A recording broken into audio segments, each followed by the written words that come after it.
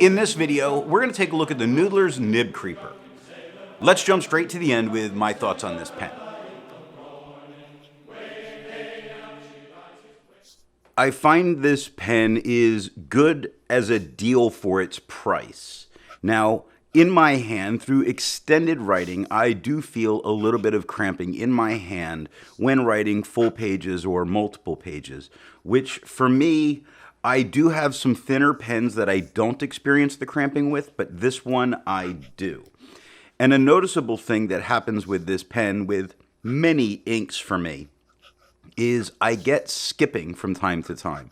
So through the video, you may see when I'm writing where the pen skips. And this has been a problem on both of these pens that I have. I have two of them because I thought there may have been a problem with the one, and it just turns out that that's how it performs. Now, for some people that can be a deal breaker, and for others you just move on. I move on and know that that's a known problem for me with this pen.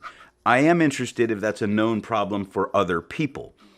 It's not bad to use. That skipping, depending on what I'm writing, sometimes is a problem. If I'm keeping up with what's going on in a particular lecture, then that's a problem because I have to back up and I have to pay more attention to my paper than the speaker.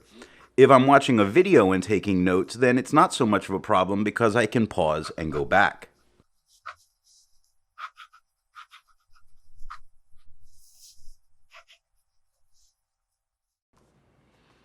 Now that we know how I feel about the Noodler's NibCreaper, let's see how I got to that opinion, starting with the unboxing. The Noodler's NibCreaper comes in a box like this.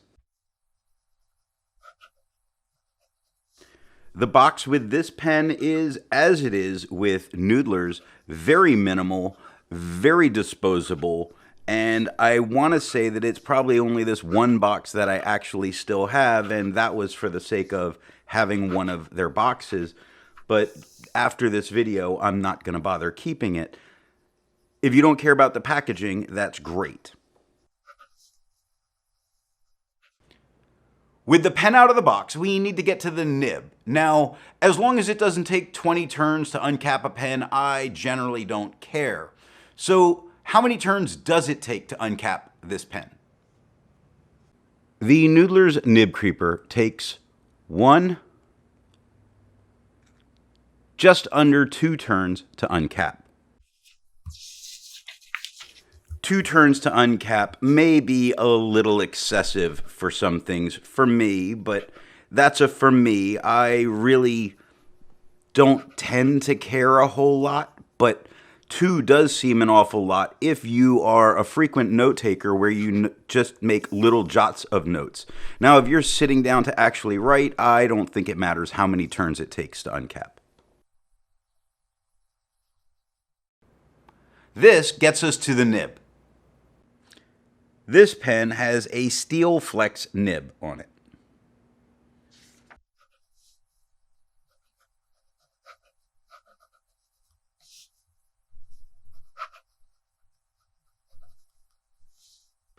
This is a very small nib, which isn't any kind of a real problem. I think the nib size fits the pen very well.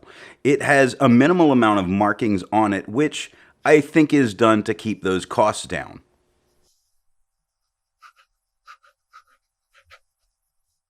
If you enjoy videos like this, then be sure to hit the subscribe button. Now, let's ink this pen up. The Noodler's NibCreaper is a piston filler that holds approximately 1 milliliter of ink.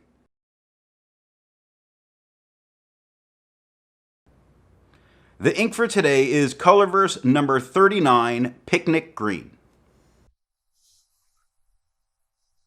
Considering that this pen doesn't write as especially juicy, then the fact that it holds 1 milliliter of ink, which is a little more than a standard converter, is plenty. I think it gets you through a day of writing without any kind of real problem for most people. Now, if you're a heavy writer, if you write a lot like I do, then you can easily write this pen out of ink. As a habit, I don't normally post my pens, but some pens need to be posted to be used comfortably, and some people prefer to post their pens. This pen does post very easily. I find that I need to post it while I'm using it. For it being a thin pen, I don't know why that is, but thin pens I just like to post. Very nice in the hand, comes back plenty far. Actually feels as far as comfort as a good pen to put in somebody's hands if they're not used to using fountain pens, because in size it's very close to what they would be used to. Now if I wanted to use it unposted, I can. It is long enough, but again, because it's thinner and my preference in pens, I'll post it when they're very thin. Now the important part, the writing sample.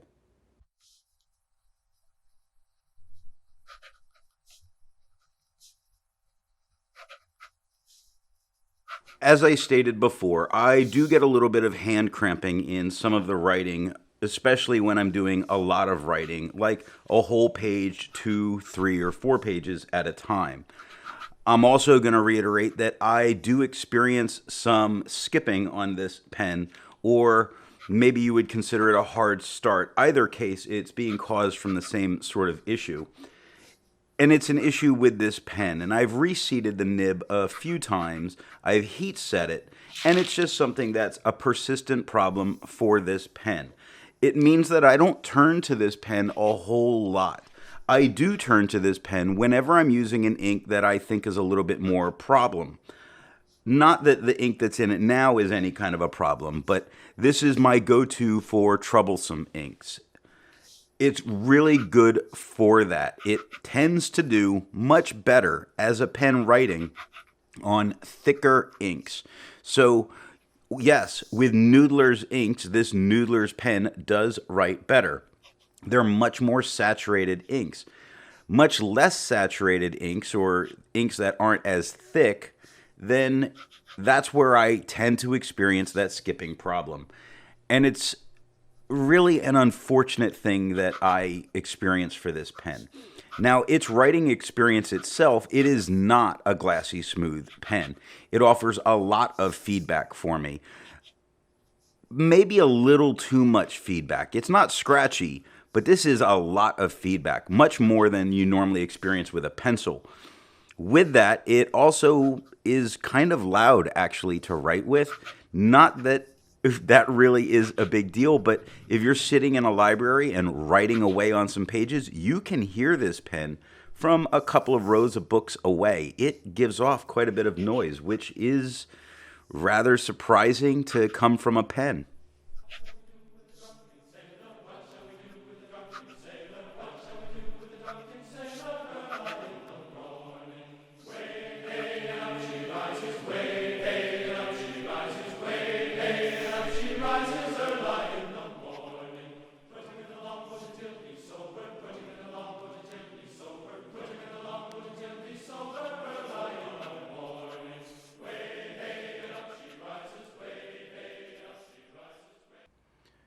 Now for something a bit more standard in comparing writing size. I use Namiki Blue to do this. Here's how it compares to a Yovo Extra Fine on the left, a medium on the right, in the center.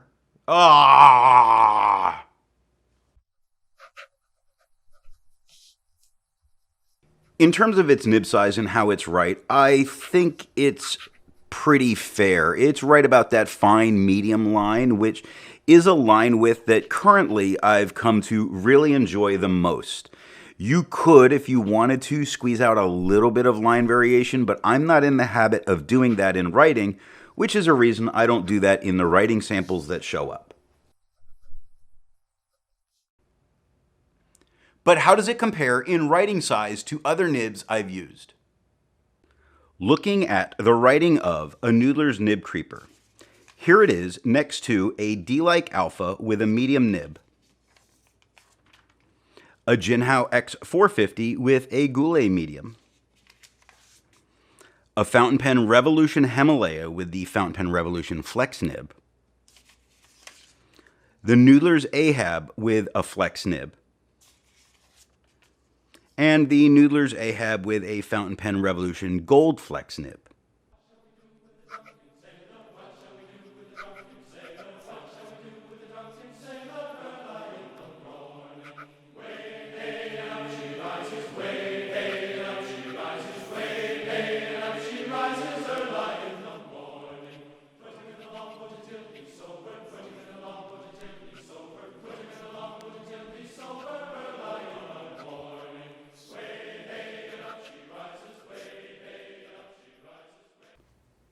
So it isn't a review without some size comparisons.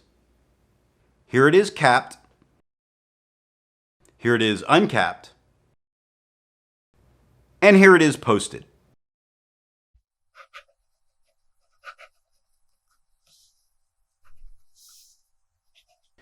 In terms of its size, it is a smaller pen, both in length and girth.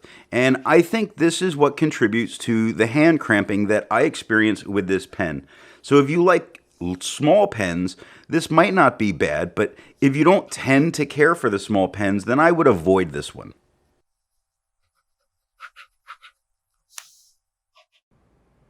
At this point, we have a dirty pen, so let's go clean it out.